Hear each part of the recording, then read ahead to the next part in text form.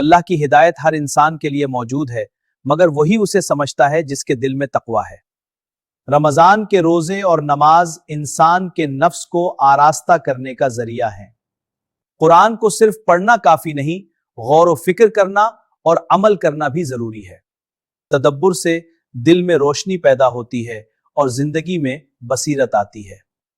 ہر دن قرآن کی چند آیات پر غور کریں تاکہ روحانی سکون حاصل ہو۔ تقویٰ کی بنیاد پر انسان کا ہر عمل اللہ کے نزدیک مقبول ہوتا ہے۔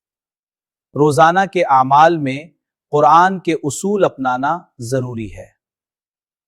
دعا کریں کہ اللہ ہمیں قرآن کی صحیح سمجھ عطا فرمائے۔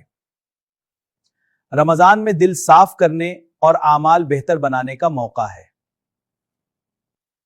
اہل عمل وہ ہیں جو علم کے ساتھ عمل بھی کرتے ہیں۔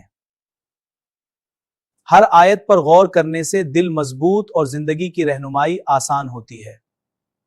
نیت کریں کہ اللہ ہمیں اہل تدبر اور اہل عمل میں شامل فرمائے، آمین۔ نوائے فاروقی کے ساتھ پیغام رمضان سے جڑیں اور چھٹے دن کے درس قرآن کو سبسکرائب اور شیئر کریں۔